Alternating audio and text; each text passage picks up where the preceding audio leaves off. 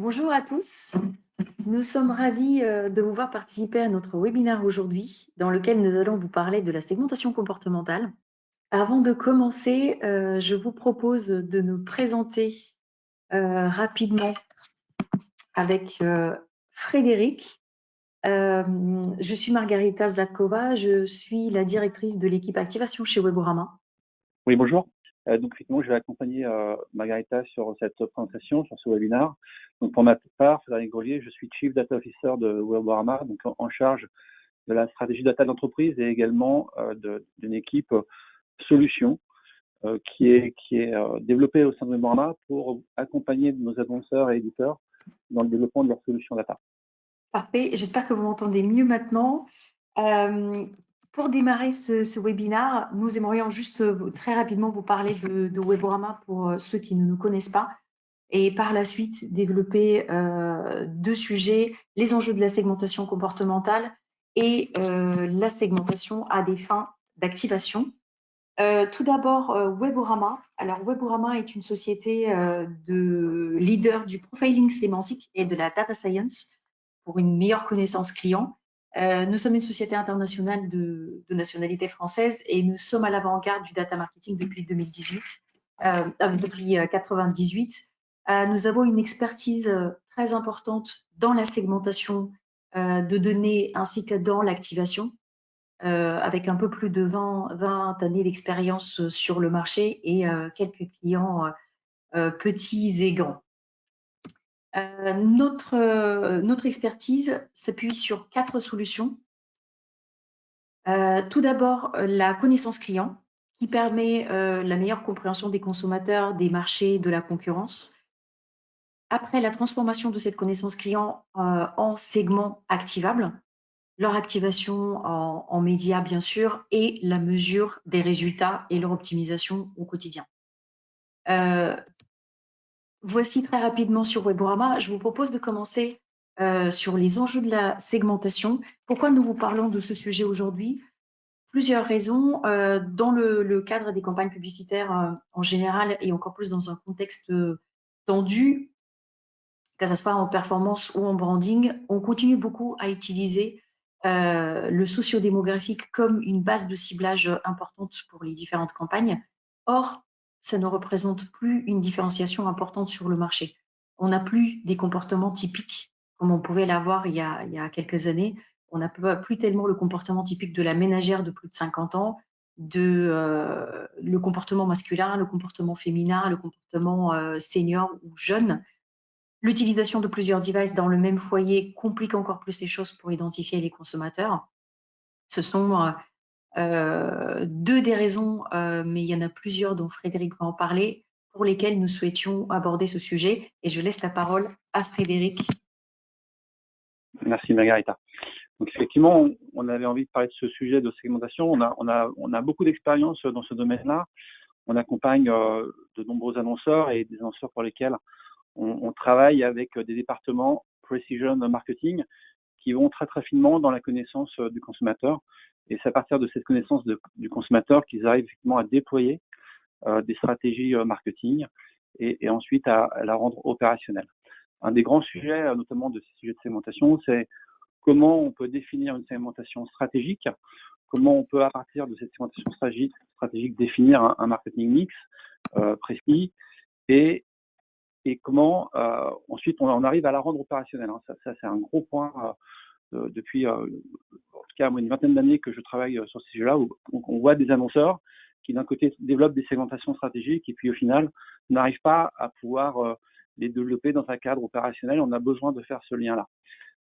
Les technologies aujourd'hui, et notamment le web, nous permettent de directement travailler sur des segmentations collectées et construites à partir des comportements digitaux, de manière à pouvoir l'activer dans un écosystème. Et donc à partir de cette information collectée du web, on va rentrer un petit peu dans le détail de tout ça, on arrive à faire ce lien entre la stratégie et l'opérationnel.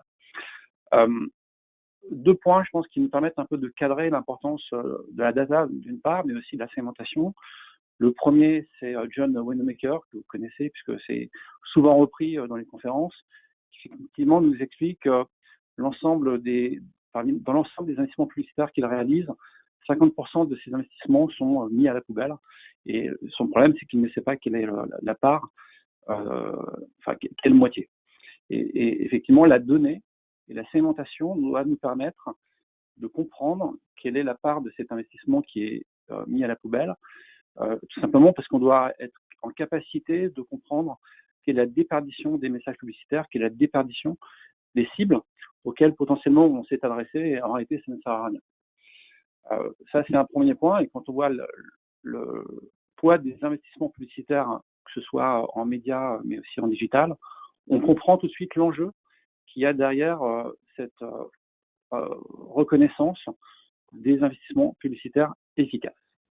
Le deuxième grand monsieur dont je voudrais parler, donc, qui est Philippe Kotler, que vous connaissez tous, qui est donc un des membres du père, un marketeur hors norme, et qui nous explique que justement la segmentation d'un marché, donc c'est la division de ce marché en groupes, en sous-groupes homogènes de clients, de consommateurs, dans lesquels les différents groupes que l'on conçoit, effectivement, sont des comportements, on va dire, similaires, identiques, mais surtout permettent de définir un marketing mix personnalisé, adapté et différent entre les groupes. Donc c'est un sujet d'optimisation du marketing par l'identification de groupes de consommateurs homogènes qui vont nous permettre de définir des cibles, d'allouer des budgets et également de définir des messages différents pour avoir tout simplement une efficacité supérieure. Bien évidemment, tout ça, ça génère de la complexité dans les process marketing, et cette complexité, elle va aussi générer beaucoup de retours sur investissement. Et en tout cas, c'est la promesse à la fois de la data et de la segmentation. Quand on travaille avec les annonceurs aujourd'hui, on se rend compte, et ça c'est vrai dans la plupart des entreprises, que tous ils travaillent sur trois grands types de ciblage, et d'objectifs. C'est-à-dire, j'ai des campagnes de branding. Mon objectif, c'est effectivement de faire connaître ma marque, d'augmenter ma notoriété. Et là, on a généralement un objectif de reach et de diffusion assez large. Généralement, la donnée, elle est très peu utilisée dans ces démarches-là. Deux, campagne de considération. On souhaite, on a un objectif non plutôt de visite, de générer des visites sur site, de générer de la relation avec des consommateurs. Et donc, on va avoir des KPI qui sont plus des temps passés, des taux d'engagement sur site avec une cible qu'on a pu commencer à définir, mais qui reste encore assez large. Et enfin, des campagnes de type performance, dont l'objectif est très court terme, et avec une volonté de convertir dans les jours, dans les semaines qui viennent, les consommateurs en clients. Et généralement, dans ces campagnes de performance, on utilise énormément la donnée, parce qu'effectivement, la donnée génère de la performance.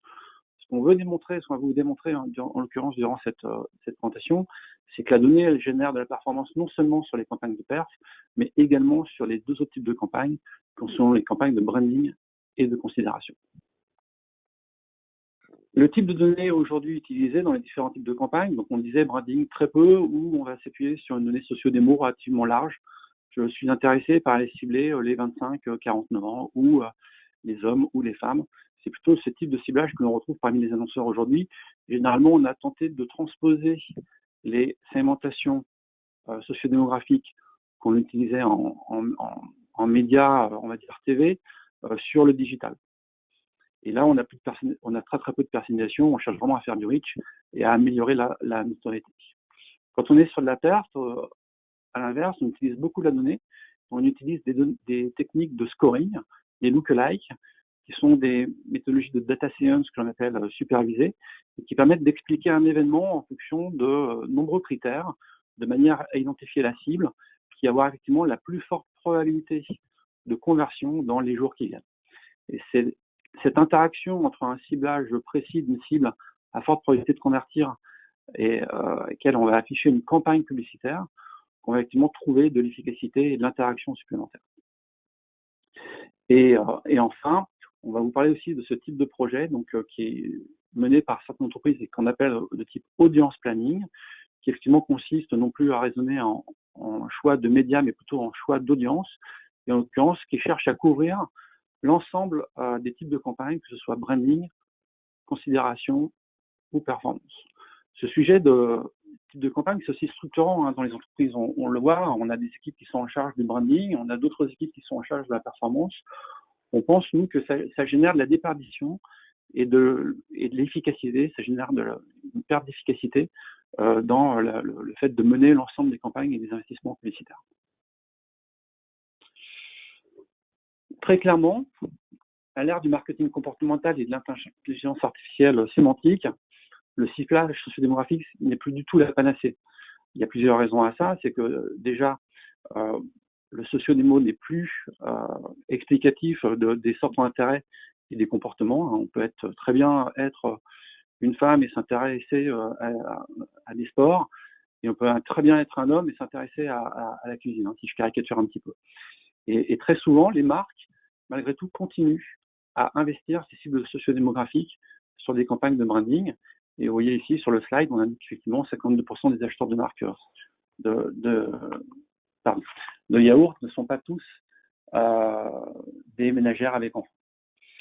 Donc ça, c'est important de l'avoir en tête. Le sociodémographique n'est plus la panacée. On a plein de nouvelles méthodologies qui nous permettent de comprendre le consommateur à partir de sa navigation et à partir surtout de l'interprétation de cette navigation. D'autre part, derrière un device, on ne sait jamais qui se cache. On ne sait pas si c'est un homme ou une femme. On ne sait pas si c'est un ado ou un plus de 60 ans. Il faut effectivement, pour comprendre la cible précisément au moment de la navigation, comprendre cette navigation et les différents centres d'intérêt. Et donc, la solution, c'est effectivement de pouvoir repenser ces segmentations de marché et ces segmentations opérationnelles, mais en prenant en compte ces différents comportements et ces différents centres d'intérêt. C'est pour ça que nous, on met en œuvre avec nos annonceurs sur différents domaines, dans différents secteurs, que ce soit dans l'assurance, l'automobile, la grande conso. On met en œuvre ces données comportementales qui nous permettent de comprendre les internautes, leurs centres d'intérêt, et qui nous permettent ensuite, en combinant ces différentes données, de définir des audiences qui ont effectivement une affinité importante et qui nous permettent plus d'aller sur des motivations d'achat et sur des raisons d'achat que sur des ciblages sociodémographiques. Dans les différentes démarches de segmentation comportementale, il y a effectivement plusieurs étapes. La première, c'est de collecter des données. Collecter des données dans un cadre légal, puisque vous savez qu'aujourd'hui, tout ça est réglementé d'une part par le RGPD et d'autre part par la directive e-privacy, qui est en cours de révision, que lorsqu'on traite de la donnée collectée sur des terminaux électroniques, et bien évidemment, ces données restent dans un cadre pseudonyme avec un certain nombre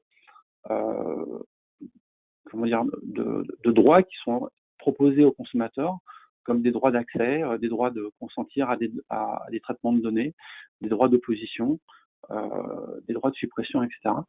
Et une fois qu'on a effectivement cadré toute cette collecte, on peut, en tout cas dans nos démarches d'intelligence artificielle sémantique, collecter les contenus des pages web, qui sont des mots, et à partir de ces mots, on interprète des segments, on interprète les centres d'intérêt des internautes de manière à scorer chaque internaute par généralement ce qu'on appelle chez Weborama un quantile qui est de 0 à 20.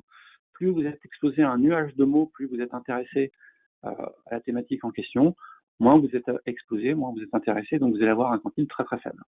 Et au final, par profil, donc par identifiant pseudonyme, on a l'ensemble de ces centres d'intérêt qui sont structurés et qui nous permettent d'avoir une connaissance du consommateur fine, de faire des insights, de pouvoir créer des audiences et des segments, de pouvoir créer des scorings d'appétence, de pouvoir créer aussi des personas, et on va en parler, de manière ensuite à les activer de manière efficace dans un système digital et notamment programmatique.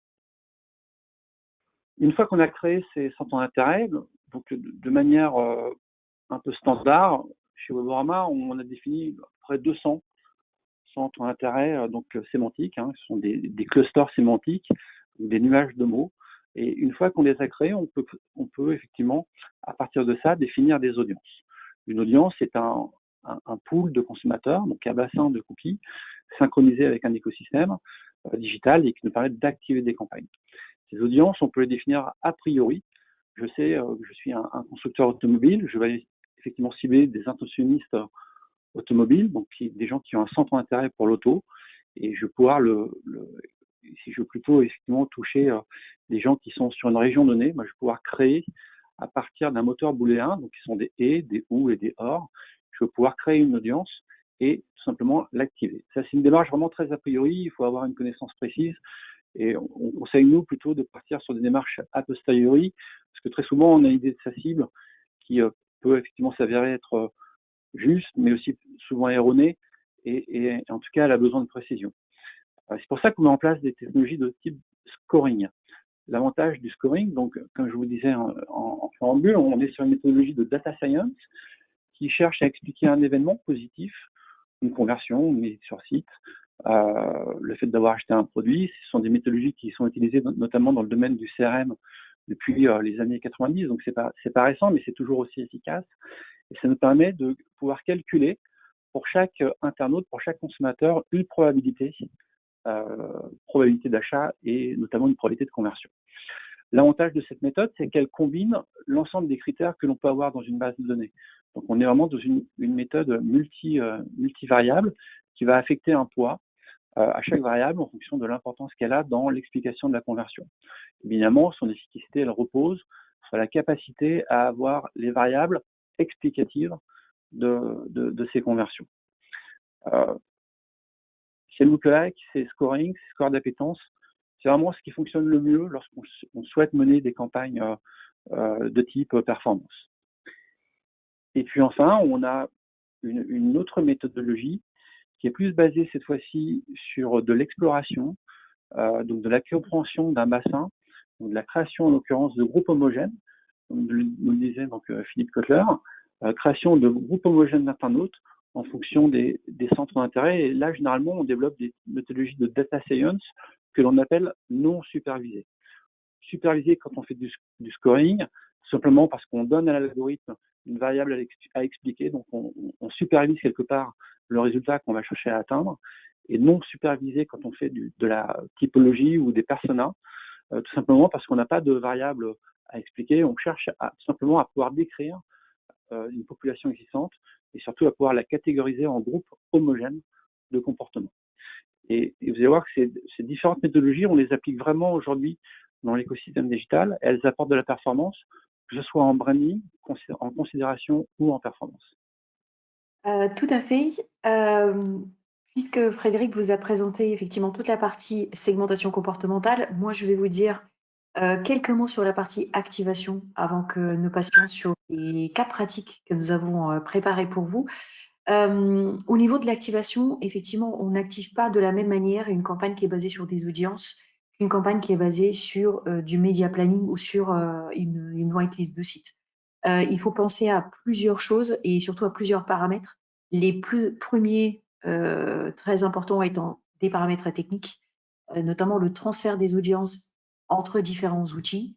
Alors, généralement, entre une DMP ou une data marketing platform ou une marketing platform au sein de laquelle les audiences sont créées et combinées au début et vers des outils d'achat, notamment en programmatique, les demand-side platforms ou les DSP. Le premier paramètre à prendre en compte, c'est effectivement le taux de synchronisation entre ces différents outils de manière à pouvoir retrouver un maximum des audiences au sein des outils d'achat. Si vous avez 1 million de cookies et vous ne retrouvez que 10 000 au sein des outils d'achat, ça met en péril toute votre campagne. Donc, ce taux de synchronisation est extrêmement important entre les différents outils. Et la deuxième considération à avoir, c'est celle au niveau des stratégies d'activation. Quand on parle de segmentation comportementale, on parle aussi d'audience planning, d'une manière différente de créer les campagnes, de les optimiser au quotidien. Et cette manière différente de faire pose quelques prérequis, ou en tout cas quelques réflexions avant que la campagne soit en tout cas setupée ou créée dans les outils. On ne commence plus par réfléchir en termes d'inventaire, comme on le fait sur une campagne en media planning où on choisit les médias sur lesquels on souhaite être présent. Et à partir de là, on alloue les budgets pour les créas qui vont avec. On fait plutôt à l'inverse. On part effectivement, bien sûr, du budget qui détermine le nombre de stratégies qui pourront être créées, mais on réfléchit en termes d'audience.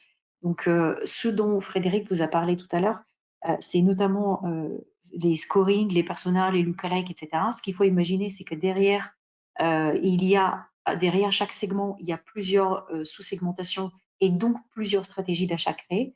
Et ça peut aller jusqu'à quelques centaines de stratégies en parallèle pour le même annonceur, pour le même objectif, pour le même budget. Et donc, tout d'abord, on réfléchit en création de ces stratégies-là d'achat et non pas un inventaire. Bien sûr, à cela, il faut rajouter l'application des bons KPI en fonction des bonnes audiences. Ce que Frédéric vous disait tout à l'heure, c'est qu'effectivement, des audiences de type persona sont beaucoup plus performantes en termes de branding, de notoriété, de considération. Des segments de type scoring ou lookalike sont beaucoup plus performants pour la génération de leads, de ventes ou de la visite qualifiée, d'une performance.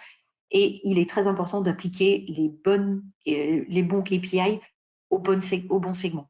De ne pas mettre des segments de persona avec des KPI de performance, par exemple. Bien sûr, les créas. Si on parle d'audience et de comportement, on parle bien sûr de créa et notamment de créa personnalisée. Il y a plus d'efficacité dans le fait de créer des différentes typologies d'audience et de les adresser avec le même message. Il est toujours important au moins d'AB tester plusieurs typologies de messages personnalisés afin d'identifier à quoi cette cible-là est la plus réceptive. Et bien sûr, les CPM ne sont plus des CPM globaux comme on pouvait le faire avant. En media planning notamment, on a un CPM d'achat moyen qui est sur l'acquisition, un CPM moyen d'achat qui est sur le retargeting ou sur chacun des grosses stratégies. Il faut réfléchir en CPM, impression par impression, en fonction de l'appartenance à un segment particulier. Et nous allons développer ça un tout petit peu plus loin dans les différents cas. Donc voici notre première partie qui parlait des enjeux. Nous aimerions maintenant partager avec vous 3 cas clients que nous avons essayé de développer avant de vous présenter la mise en œuvre de toute cette démarche et cette méthodologie décrite plus tôt. Nous avons choisi 3 cas, un cas de considération, un cas de performance et un cas d'audience planning dont Frédéric parlait. Donc une approche totalement complète qui ne fait pas de distinction entre les objectifs de la campagne, mais suit l'internaute dans la totalité de son tunnel de conversion. Le premier cas duquel nous allons vous parler, c'est le cas de considération pour un de nos clients qui est un acteur des jeux de hasard, avec plusieurs besoins, typiquement pour ce cas précis. Tout d'abord, améliorer le recrutement des inscrits digitaux, donc travailler sur la mémorisation de la marque et la considération de la marque, donc un taux de visite et temps passé sur site. Reconquérir les churners, donc essayer de faire en sorte que les personnes qui ont supprimé leur compte reviennent à nouveau pour renouer avec la marque et convertir les joueurs offline en online, donc vraiment travailler sur une considération globale. Donc nous avons appliqué ici la méthode dont on a parlé précédemment, c'est-à-dire travailler sur des insights et des profils des clients existants de notre annonceur, de les catégoriser et les transformer en segments activables, de les activer et de bien sûr mesurer la conversion derrière. Comment nous avons procédé? Tout d'abord par une collecte de la first party data de notre annonceur sur son site. Nous avons posé des tags qui nous ont permis de collecter sa first party data et de pouvoir la catégoriser après en fonction de la navigation que les consommateurs effectuaient sur le site et de pouvoir les catégoriser en 4 populations principales. Cette data-là, elle a été enrichie par notre donnée propriétaire Weborama qui nous a permis d'apporter ce volet-là comportemental afin d'identifier les profils et de construire des fiches d'identité pour chacun des différents profils. Et bien sûr, nous avons, puisque c'est une campagne c'est une campagne de considération, mais avec un objectif très précis qui est un objectif de temps passé sur site et de visite qualifiée, nous avons créé par la suite des scores de prédiction permettant d'identifier les personnes qui sont les plus susceptibles non seulement de s'intéresser à la marque, mais d'être en lien étroit avec elle, donc de rentrer en relation beaucoup plus poussée avec elle que juste le fait d'aller voir le site.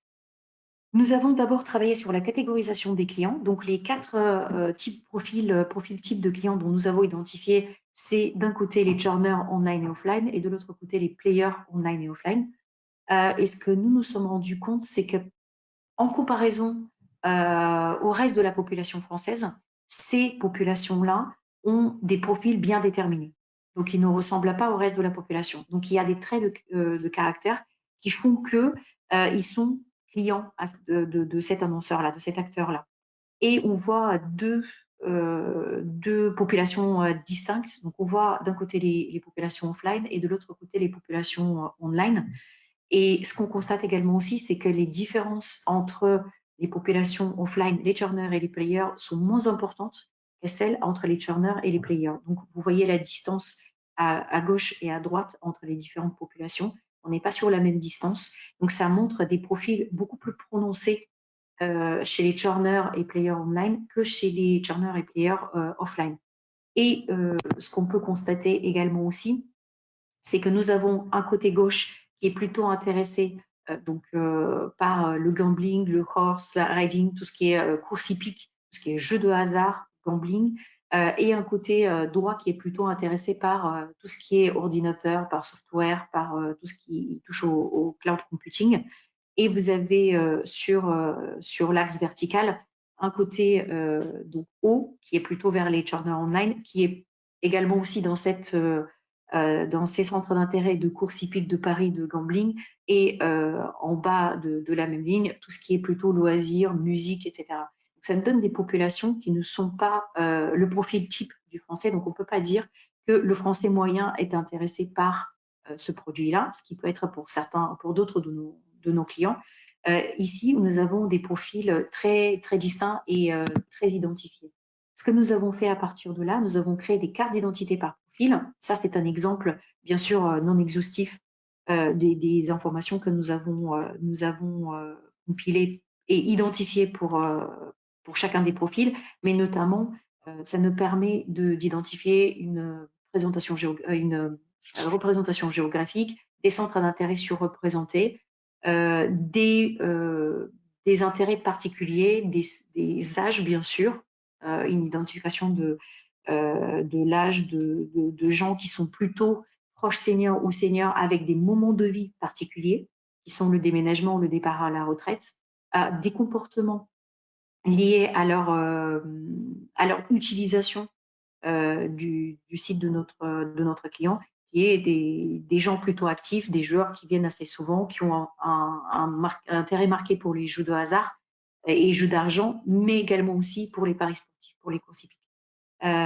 Donc, à partir de toute cette modélisation, nos data scientists ont créé 4 profils modélisés, donc qui sont les churners online, offline et les joueurs online, offline. Donc, ils ont créé 4 profils modélisés, donc qu'ils ont transformés en lookalike pour nous permettre d'aller chercher, bien sûr, de nouveaux consommateurs et des prospects, et 5 segments affinitaires qui sont plutôt liés au centre d'intérêt.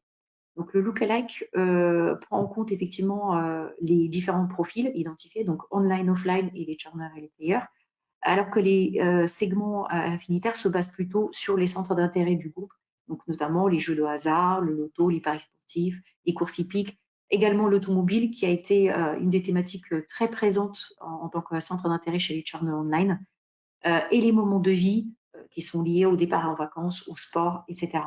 Donc, à partir de cette segmentation-là, nous avons travaillé bien sûr sur la mise en place de la campagne d'activation. Donc, ces 9 segments-là, vous pouvez vous imaginer effectivement qu'ils sont subdivisés chacun d'entre eux en sous-segmentation. Comme Frédéric vous parlait tout à l'heure de cette note de 0 à 20 qui permet d'identifier l'affinité d'une personne avec une thématique.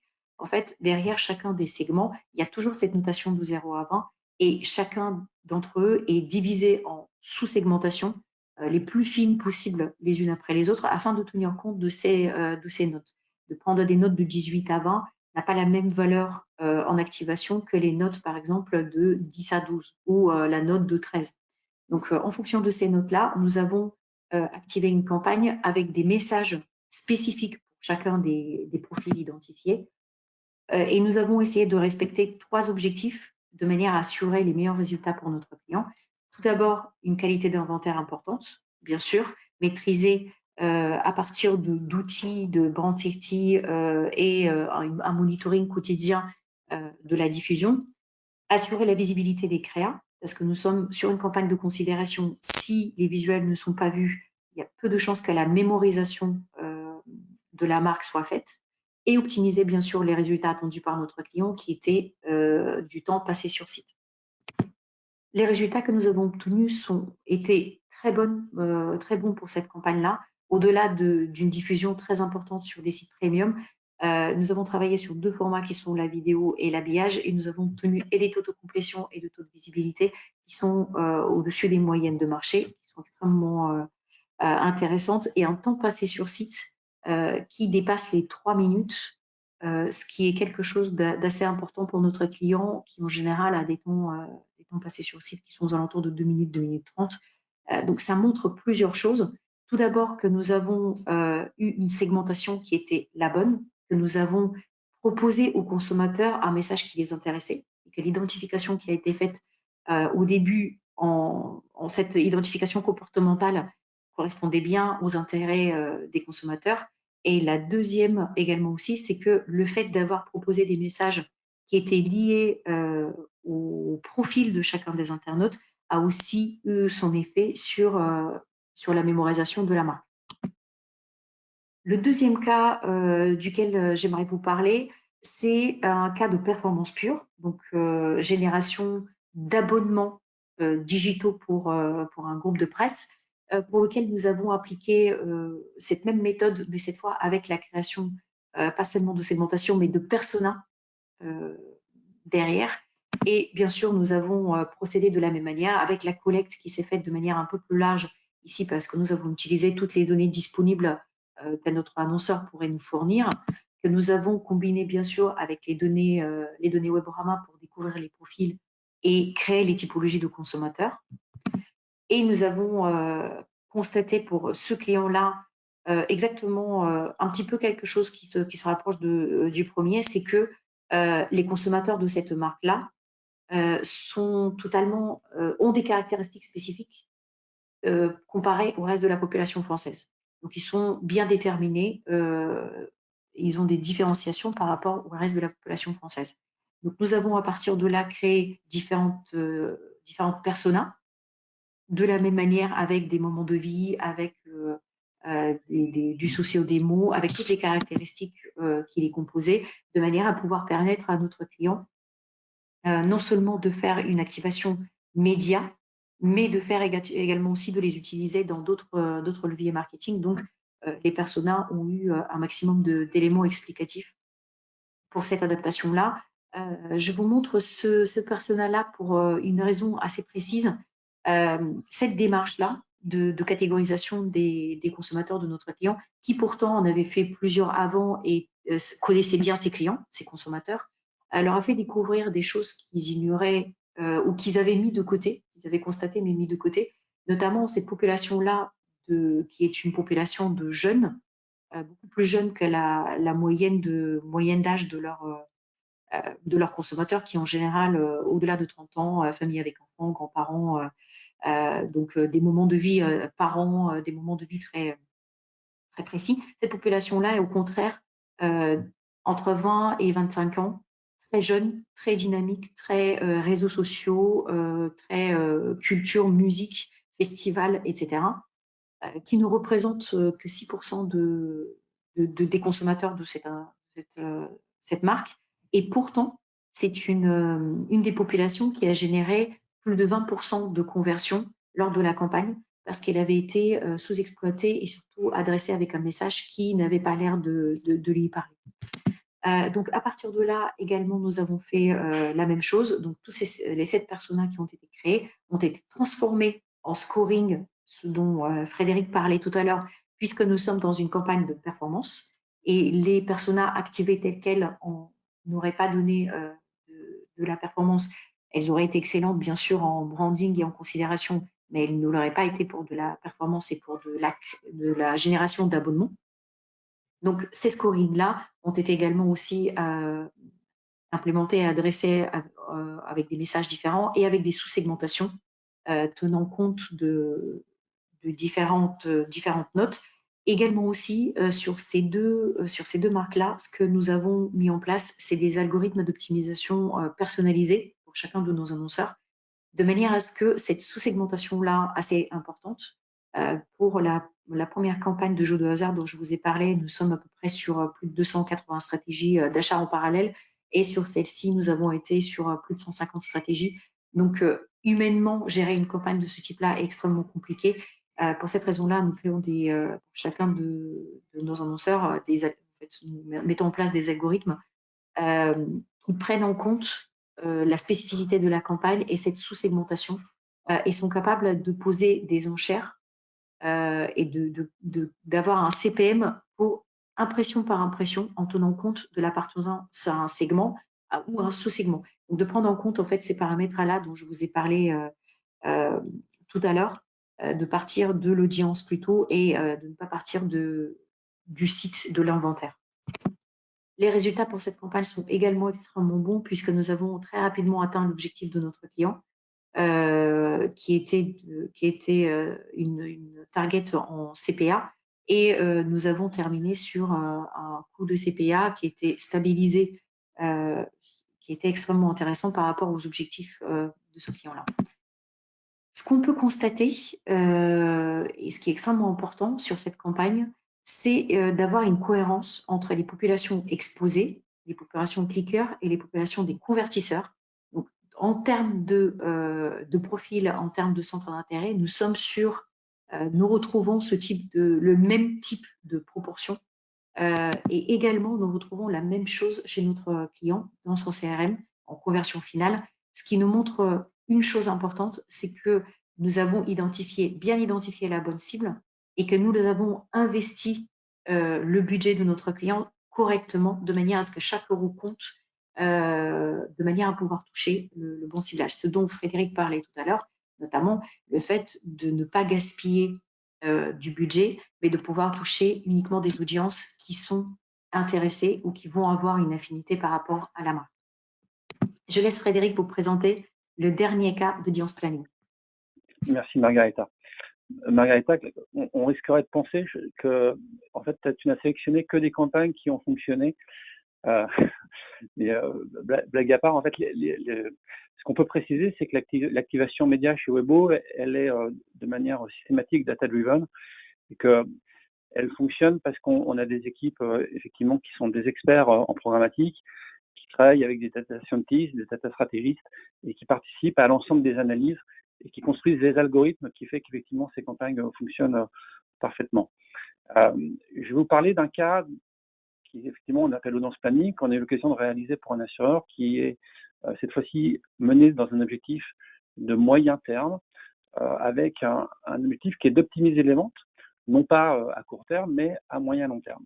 C'est-à-dire qu'on est prêt effectivement à dépenser des budgets en disant on va allouer des budgets sur notamment de la notoriété ou sur de l'engagement, de manière à générer dans les prochains mois, dans les mois qui vont venir, de l'intérêt et de la visite sur site et bien évidemment des ventes. On parle de ventes dans leur globalité, donc soit des ventes online ou offline. Donc bien sûr, il y a un sujet qui est comment on mesure l'efficacité de l'ensemble de dispositifs quand on a un objectif de pouvoir optimiser les ventes dans leur globalité. Pour travailler, donc ce qui est intéressant, c'est que on a tenté de casser ces silos qui font que d'un côté, on a des gens qui s'occupent des campagnes de branding et de l'autre, on a des gens qui s'occupent des campagnes de performance au sein des entreprises, de manière à faire en sorte qu'on parle du marché, on parle des mêmes segmentations de consommateurs. Et donc, on a défini une segmentation de marché, effectivement, qui permet de piloter les campagnes dans leur globalité et qui permettent surtout que chacune des équipes parle de la même segmentation. Pour ce faire, on a travaillé sur différentes méthodologies, donc c'est toujours les mêmes types. Quelque part, c'est je veux comprendre où en est le consommateur dans le tunnel de conversion et je vais développer un scoring d'appétence par produit. Donc, on avait 3 produits, auto, habitation, santé, et je veux comprendre qui il est.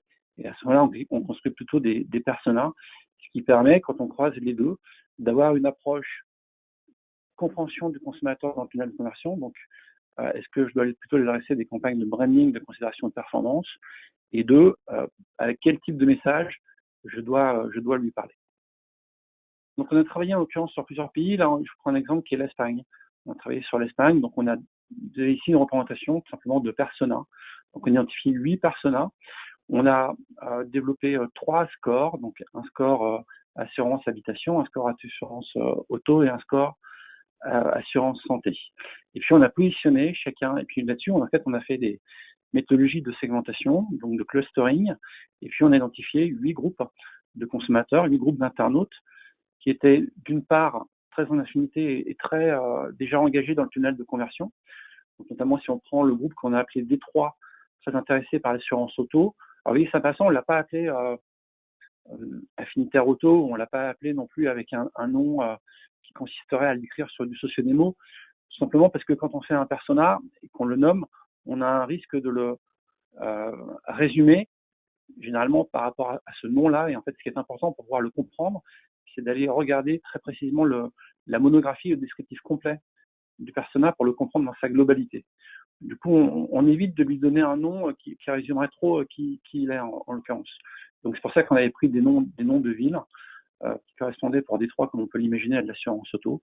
Et donc là, on est très en affinité et très engagé déjà sur l'assurance auto. Donc c'est presque un segment qu'on peut utiliser dans des campagnes à la fois de considération et de performance pour générer des leads assurance auto à court terme. À l'inverse, vous avez donc un autre qui s'appelle Madrid, qui est lui très en affinité ou très engagé sur l'assurance habitation. Et puis on avait un segment qui s'appelait Rahama, qui en l'occurrence est engagé sur les deux. Et c'est intéressant effectivement d'identifier qu'il y a des groupes de consommateurs qui s'intéressent parce qu'ils sont dans une démarche de changement, de déménagement. Ils s'intéressent à la fois de l'assurance habitation et de l'assurance auto. Vous savez que tous ces moments de vie fait qu'on peut revoir évidemment l'ensemble des produits auxquels on a souscrit. En tout cas, ce sont des nouvelles opportunités pour les entreprises, ou aussi souvent parfois des risques, parce que c'est à ce moment-là qu'on observe des phénomènes de churn. On a aussi identifié une audience que l'on a appelée Pékin, tout simplement parce qu'elle est très éloignée. On est vraiment sur une population qui, en l'occurrence, représentait 40% de l'ensemble des internautes espagnols. Là aussi, vous avez compris qu'on a appliqué cette démarche sur l'ensemble d'une base nationale, donc la base des internautes espagnols, ce qui fait que tout le marché est segmenté. Tous les internautes sont affectés dans ces différents personas tous les jours, en temps réel, et en fonction de l'interprétation des comportements, on arrive à les identifier dans quelle audience ils doivent être affectés et comment ensuite on doit les adresser sur différents types de campagnes. Le sujet après, c'est évidemment de les comprendre parfaitement, et donc on décrit ces personnages dans une monographie qui est tout simplement un dashboard qui reprend les différents centres d'intérêt, qui reprend leur positionnement sur les différents scorings d'appétence produit, et qui permet notamment de nourrir les équipes créa de manière à personnaliser les messages en fonction des centres d'intérêt. Ces monographies, elles permettent d'une part de comprendre les motivations d'achat, les freins d'achat, et donc de pouvoir réorienter les attributs de communication en fonction de cette connaissance précise du consommateur. Et donc, c'est ce qu'a fait effectivement cet assureur, en allouant d'une part des budgets marketing, en définissant un calendrier d'actions médias, publicitaires, et en considérant dans sa globalité ce qui était du budget lié à des campagnes de branding, de considération ou de performance, et puis bien évidemment en personnalisant les bannières publicitaires aux différents groupes de consommateurs tels qu'on avait pu les décrire. La démarche est intéressante parce que du coup on passe vraiment d'une approche produit, d'une approche on va dire push totalement média, à une approche dans laquelle on remet le consommateur vraiment au centre de la démarche, on s'intéresse à qui il est, on s'intéresse à là où il en est dans le tunnel de conversion, et c'est ça qui génère en réalité de l'efficacité dans le temps. Bien évidemment la personnalisation des messages et être certain qu'on lui adresse l'offre qui va faire qu'il s'engage. On a exclu pratiquement 40% de la base. On a opéré cette analyse-là. 40% de la base, parce que simplement cette population, donc on a appelé Pékin, était vraiment très très très éloignée de l'univers auquel la marque de cet assureur s'intéressait. Et donc on a considéré, et en l'occurrence on avait pris un échantillon test pour voir comment ça se passait, on a considéré que même si on leur faisait des campagnes de branding et de notoriété, l'impact sur cet indicateur, sur ces KPI de marque qu'est la notoriété, était très minime. Et donc on a pris ces investissements-là, on les a réalloués ensuite sur d'autres groupes, d'autres personas, d'autres audiences plus sensibles. L'impact de ça, c'est que en année 1, on avait un ROI des investissements médias. Donc tout ça, c'était mesuré par modélisation économétrique sur les ventes directes en prenant en compte l'ensemble des investissements médias de l'annonceur, mais également l'ensemble des investissements médias des concurrents. Donc il y a pas mal de paramètres qui rentrent en compte quand on fait de la modélisation économétrique. Et donc c'était mesuré par un tiers. Et donc ce tiers a identifié qu'en année 1, on avait un ROI sur des investissements médias qui étaient x 3,2. C'est ce qui signifie que simplement quand j'investis 1 euro en médias, j'arrive à avoir 3,2 euros d'assurance incrémentale. Et donc, on voit qu'en année 3, on est passé à 5,9, tout simplement parce qu'on a eu une courbe d'apprentissage, on a mieux compris les attentes des consommateurs et on a su nourrir les créas de manière à mieux personnaliser tous ces messages-là. Et effectivement, quand on a l'avantage de travailler sur des segmentations, c'est qu'on apprend. On apprend ce qui fonctionne sur des segments, on apprend ce qui ne fonctionne pas. Et donc, on arrive petit à petit à avoir cette fameuse close loop qui fait qu'on arrive à optimiser tout ça au cours du temps. Voilà ce cas qui est, je pense, un très très beau cas et qui doit en tout cas faire beaucoup réfléchir sur la façon dont on pilote aujourd'hui au sein des entreprises les investissements médias et également la façon dont on structure les équipes dans le déploiement de ces investissements. Donc, comme vous l'avez compris, autour de ces différents sujets de segmentation, la valeur ajoutée que Weborama va avoir à partir notamment de cette expertise d'intelligence artificielle sémantique, c'est de vous apporter une connaissance client très fine, de manière à pouvoir l'activer de manière très opérationnelle, de pouvoir créer des segmentations, des scorings, des personas totalement sur mesure en fonction de vos problématiques métiers et des produits que vous vendez, de manière simplement à adapter les ciblages et à pouvoir ensuite opérer une personnalisation publicitaire. Les deux combinés, ciblage et personnalisation, étant effectivement la clé de la réussite, de l'amélioration de cette performance. Voilà, je pense qu'on a finalisé avec Marietta ce qu'on voulait vous présenter ce matin. Ce qu'on souhaiterait, c'est que vous puissiez partir avec 6 takeaways. Donc 6 enseignements clés que nous, on pense en tout cas être importants pour des annonceurs, qui sont c'est qu'effectivement, la data elle ne sert pas qu'à la performance, elle ne sert pas que sur des campagnes de performance, elle crée aussi de la valeur sur l'ensemble de la chaîne de valeur de la publicité digitale, et que ce soit sur des types de campagnes de type branding, considération et bien évidemment performance. Et donc, il faut pouvoir trouver l'usage sur chacune de ces types de campagnes. Le deuxième takeaway, c'est que cette donnée comportementale, elle doit, à un moment donné, définitivement remplacer le ciblage sociodémographique pour plus d'efficacité et aussi plus de reach. Parce que quand vous tentez de faire un ciblage sociodémographique sur le web, vous savez que vous allez avoir une déperdition forte parce que vous n'avez pas touché les bonnes cibles et que si vous voulez cibler du sociodémographique déterministe, vous allez avoir très très peu de reach parce que c'est une donnée qui est plutôt rare sur Internet. 3, les approches d'intelligence artificielle sémantique permettent d'apporter une connaissance précise des consommateurs, d'une part parce que c'est la sémantique qui permet, à partir de l'analyse des contenus, d'interpréter leur centre d'intérêt et donc leur comportement, et d'autre part parce que cette intelligence artificielle aussi très en amont, elle nous permet de délivrer des insights sur la compréhension des marchés d'un univers concurrentiel. 4, si vous faites de la performance uniquement, bien évidemment, privilégiez l'approche scoring d'appétence, c'est ça qui va fonctionner. C'est le fait de collecter une donnée first party sur votre site ou sur votre CRM et de mettre cette donnée-là en regard de variables explicatives qui nous permettent de développer le meilleur algorithme possible et d'identifier la meilleure cible possible pour vos campagnes de performance.